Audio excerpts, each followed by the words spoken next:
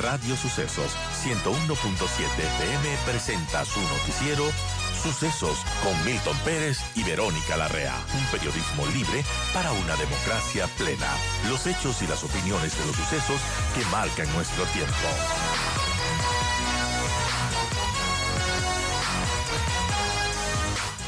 Sucesos y bueno, en este primer programa del año del 2024, ¿qué nos puede comentar respecto a las decisiones que ha tenido el gobierno, el presidente Daniel Noboa en su primer mes de funciones y lo que debería ser en este 2024 para que el Ecuador realmente vea la luz y salga a flote de estas múltiples crisis en las que ha estado? Le damos la más cálida bienvenida a Santiago y gracias por estar con nosotros. Le escuchamos. Pero muchísimas gracias por la invitación a Radio Usted. Siempre estar con ustedes, deseándoles, pues, por supuesto, un buen inicio del 2024. Como tú mencionas, pues, al inicio de todo año, las expectativas de la ciudadanía suelen ser de confianza, de optimismo. Sin embargo, la realidad tan colosal que vive el Ecuador, creo que van a superar en el corto tiempo todo tipo de ilusión de superación de los momentos por los que estamos viviendo. Creo que la crisis fiscal, la crisis de seguridad, la crisis migratoria, la crisis carcelaria, hoy por hoy la crisis energética también, van a hacer que, digamos, este clima de expectativas por las que uno siempre atraviesa al inicio de todo año, vayan a contrastar diametralmente con una realidad que es a toda luz preocupante para el pueblo ecuatoriano. Y creo que pues las posibilidades de continuidad, pero respecto a lo que hemos tenido en el 2023, son mucho más fuertes que las posibilidades de ruptura o de cambio respecto a la realidad que hemos tenido en el 2023. El 2023 ha sido un año demoledor para el Ecuador. Así lo confirman las cifras de seguridad. El Ecuador es hoy por hoy más peligroso ya que Venezuela en materia de seguridad, y es el país más peligroso de la región de Latinoamérica y uno de los más peligrosos del mundo. Esto, sin lugar a dudas, muestra de cuerpo entero cuál es la situación del Ecuador. Sin embargo, me parece que, como tú has mencionado, el presidente Noboa es consciente de, en cierta manera, de la debilidad del gobierno. Este gobierno, a pesar de las altas expectativas que promete al pueblo ecuatoriano, es un gobierno débil por la composición de la legislatura, por la propia composición gubernamental que ha tenido tropiezos en construir una plataforma gubernamental. Y me parece que uno de los elementos políticos de gestión política para disipar esta síntoma de debilidad es procurarse una mayoría legislativa que ha sido cuestionada, pero que sigue siendo una mayoría. Y también me parece que otro tema que va a empezar el gobierno a articular es la consulta popular para arroparse de un manto de credibilidad, de legitimidad democrática, y que eso le dé pues el capital político rumbo a las elecciones del 2025 a las que él ya ha manifestado que va a presentarse. Importante esta primera introducción que nos hace Santiago Kawasaki. Ahora, antes de hablar de las decisiones que va a tomar, las que ha anunciado, como la consulta que es importante, Santiago, veamos los momentos quizás más polémicos o más acertados de Daniel Noboa en este primer mes de gobierno que tuvo en diciembre, además que fue, bueno, bastante movido, pero hubo temas polémicos. Por ejemplo, el tema de la vicepresidenta se vio en campaña desde un inicio que ellos habían roto sus relaciones, que ni siquiera se miraban a los ojos. Y finalmente, pues esto concluyó con este mandato que hizo Daniel Noboa de enviar la dimisión a Israel, un país que además está en conflictos ahora mismo con Palestina. También otra de las decisiones polémicas, cerrar EMCO, esta empresa coordinadora de empresas públicas, que, bueno, este trámite será largo, tendrá que pasar por la Asamblea, al igual que el tema de la eliminación de la tabla de drogas, por ejemplo, pero muchas de estas cosas quizás fue visto con buenos ojos por la gente, y aunque no sabemos en la práctica cómo se va a aplicar, pero ¿cómo ves esas decisiones un tanto polémicas del presidente Noboa? ¿Le ayudarán a tener mayor capital político, mayor gobernabilidad, mayor popularidad o todo lo contrario? ¿Cómo lo ve usted? Se mira a toda luz como decisiones erráticas, no solamente lo que tú has manifestado, la propia designación de los gobernadores, reculando a los 3, 4 días, la designación 4 o 5 provincias del país, el mismo problema que se ocasionó con la designación de la vicepresidenta como embajadora de la paz, supuestamente, en Israel, el retiro de la seguridad de la vicepresidenta en un conflicto, en un contexto muy delicado a nivel mundial, me parece que dan cuenta ciertamente del poco tino, de un problema que quizás haya podido haberse resuelto de otra manera y que sin embargo ahora está ocasionando que un inconveniente quizás innecesario para el presidente Noboa. Me parece que lo que está de por medio es justamente una cercanía que nunca existió. La vicepresidenta nunca fue, digamos, una fórmula cercana al presidente Noboa. Se evidenció en la campaña electoral, cuando ella tuvo prácticamente una propia agenda eh, Claro. de reivindicación de los temas que planteaba, con declaraciones muy polémicas. Luego también en la propia asunción del gobierno, ambos celebraron de manera distinta.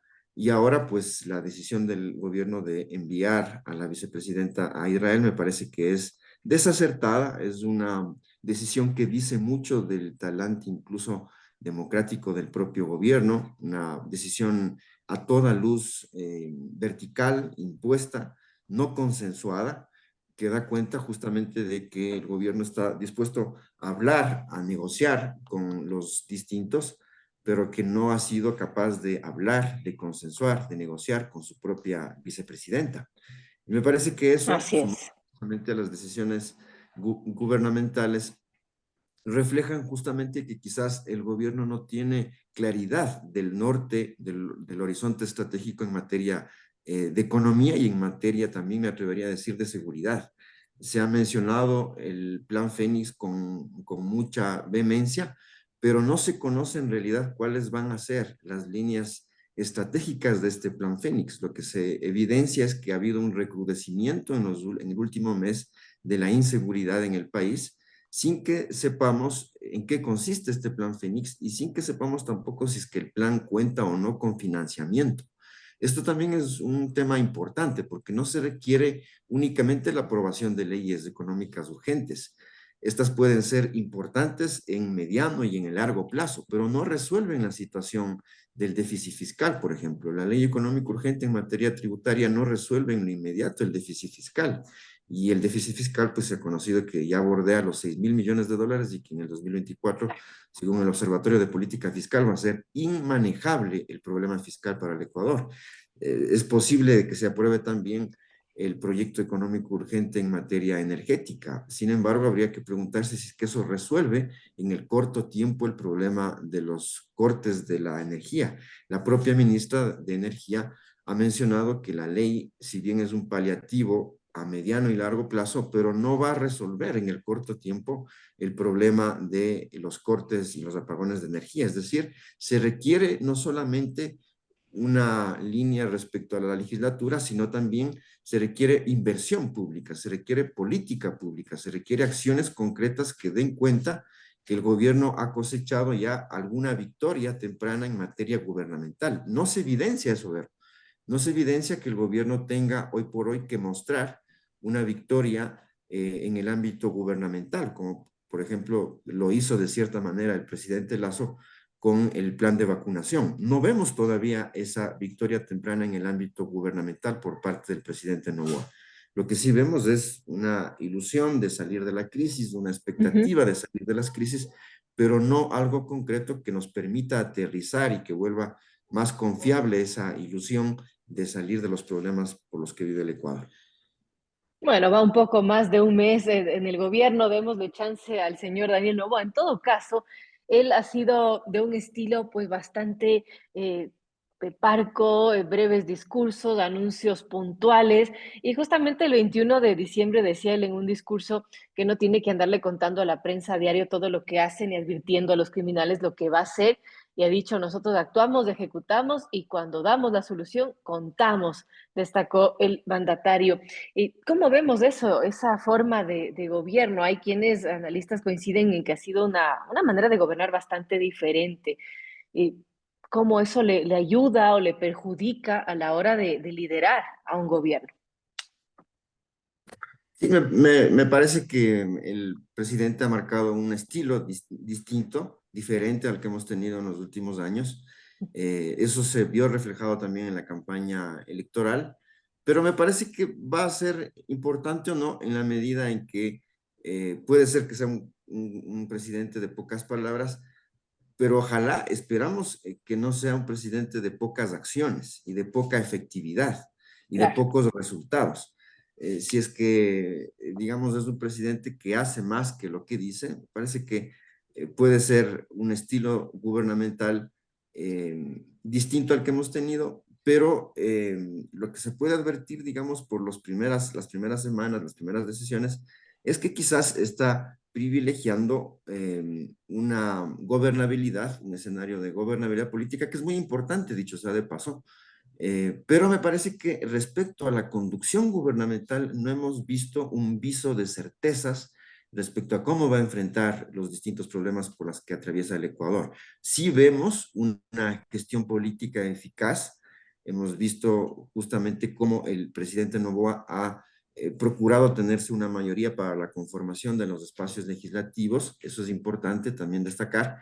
También hemos visto una mayoría operando para la aprobación de la ley económica urgente en materia tributaria, por lo que hemos Ujú. podido ver también en la actuación de la Comisión de Desarrollo Económico, parecería ser que va a tener también una mayoría para la aprobación de la ley energética. Y me Energética. parece que esto también refleja de cierta manera una eficacia en el plano de la gestión política. Eso es importante a destacar. El presidente anterior, el presidente Lasso, no contó nunca con una eficacia en el ámbito político, nunca tuvo una mayoría legislativa, eso le pasó factura, Ujú. y me parece que el presidente Noboa al menos ha procurado tener una cierta eficacia en la operación política, en la gestión política.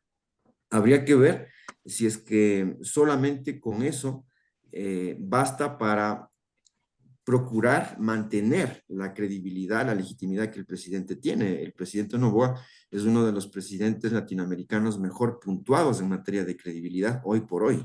Sin embargo, la realidad tan colosal que vive el Ecuador es devoradora de todo tipo de legitimidad, de credibilidad de los primeros mandatarios. Esto se ha visto, se vio reflejado con lo que sucedió con Lenin, con Lenin Moreno y con el presidente Lasso.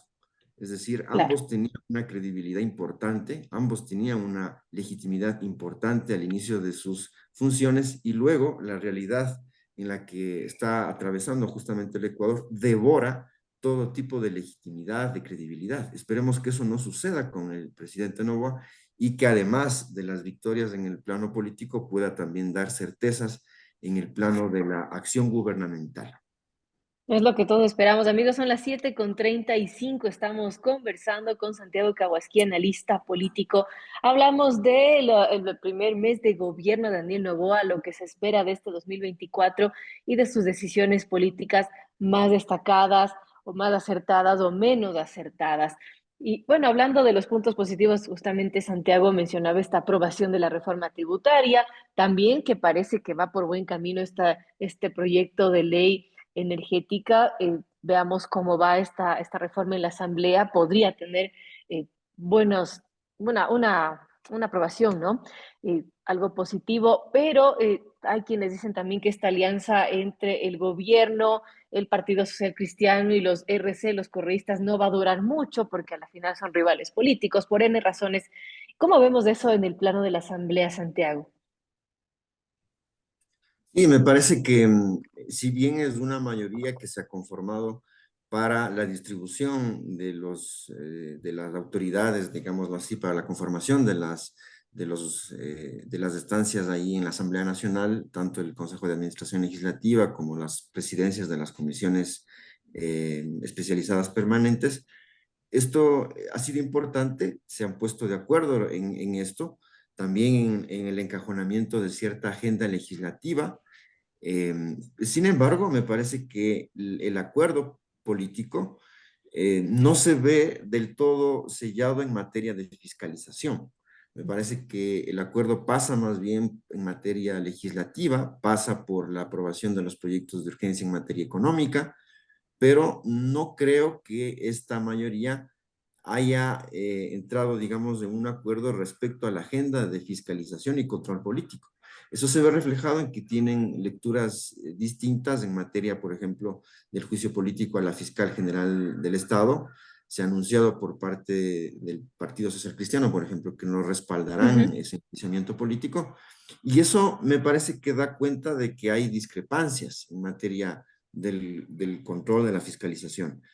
También me parece que la propia operación, esta que ha anunciado la fiscal, la operación Metástasis, da cuenta también de una lectura de la política distinta de estas bancadas que estarían en consenso, en alianza. Y creo yo que pues las mayorías en la Asamblea Nacional son ambulantes, son transitorias, van a ser transitorias en un gobierno transitorio, en una situación transitoria para el país, porque la muerte cruzada tenía justamente este efecto Claro. de generar un relevo inestable, de generar una inestabilidad en la transición y que justamente se ve reflejado yo diría que en una composición transitoria de una mayoría transitoria, que puede ser ambulante, y que me parece que va a ir variando respecto al tiempo. Hoy por hoy, pues ha habido un entendimiento, pero mientras más cercanos estaremos de la elección del 2025, me parece que los incentivos para los distintos actores políticos que trabajan en la Asamblea va a ser diferente, se van a predisponer de manera diferente al gobierno, se van a predisponer de manera diferente a la política y creo yo que pues tal como tú has manifestado, son mayorías transitorias, son mayorías ambulantes. Eh, Esperemos que al menos pues haya una cordura democrática para hacer que esas discrepancias, que esas diferencias puedan ser discutidas y zanjadas democráticamente. Importante, amigos, 7:39, estamos llegando al final de la entrevista con Santiago Kawasaki, analista político, y hablando de este 2024 y las decisiones que están pendientes de tomar, de los anuncios que ha hecho el presidente Noboa, está esta famosa consulta popular que incluso en campaña él ofreció convocar una consulta popular en sus primeros 100 días de mandato. Se había mencionado antes de que finalice el año que ya se entregarían las preguntas en estos días y que el proceso sería a principios de marzo, que se tratarían temas como reformas judiciales para las Fuerzas Armadas, la generación de empleo, entre otras. ¿Cómo ve la posibilidad de una consulta popular? Por la experiencia que se ha visto de otros mandatarios, pues no han resuelto los problemas las consultas populares. ¿Cómo ve esta opción que plantea el presidente Noboa en el momento actual?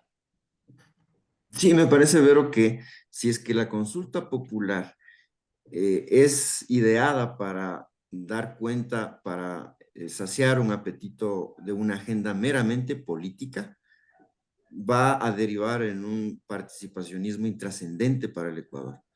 Si es que la consulta popular es el encajonamiento más bien de una agenda nacional, de una agenda no gubernamental, me atrevería a decir, sino de una agenda nacional, que la consulta pueda ser arropada por distintos sectores políticos y sociales, si es que realmente se pregunta lo que el pueblo ecuatoriano esperaría en materia de los principales problemas por los que atraviesa, me parece que puede tener éxito y eficacia la consulta.